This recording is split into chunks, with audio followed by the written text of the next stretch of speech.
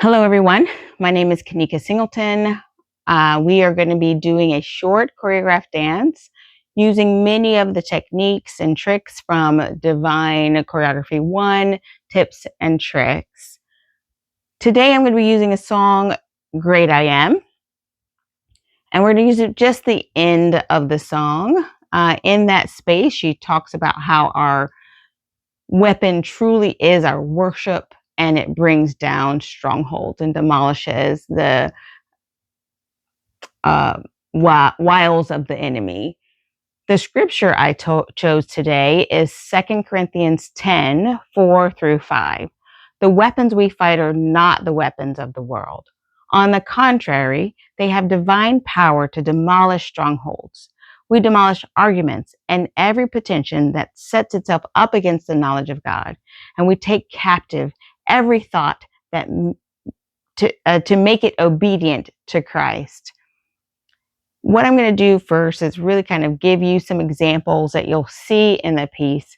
Then I'll pause and I'll perform the piece so that you can see exactly the motifs and the Laban's analysis of movement, the 4 different parts throughout the dance, and you'll be able to recognize them for what they are.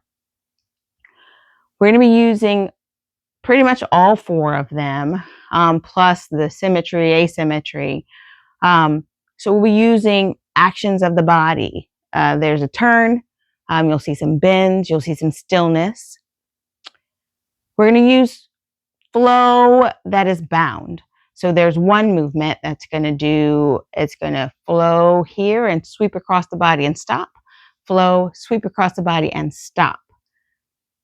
We're also going to use a weighted movement, and it's going to have some weight and strength to it. It's as if we're holding a nail and we are bringing a hammer to pound it in. So there's going to be weight to this movement. You'll be able to feel the heaviness of the movement. We're going to use time sustained movement. And so you'll see one movement go from one side, and then it's going to come here and then continue and then stop. So it'll be a time sustained movement. Another one you will appreciate is going to be spatial environment. So there's going to be levels. There'll be high, a low. You're going to see a change in shape. So you'll see a rounding of the body.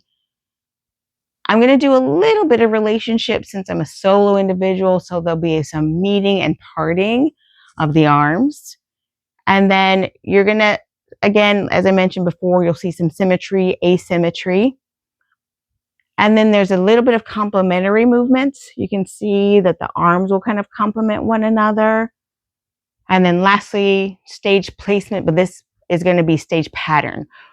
We're going to move from upstage center to downstage center, giving you power in the movement.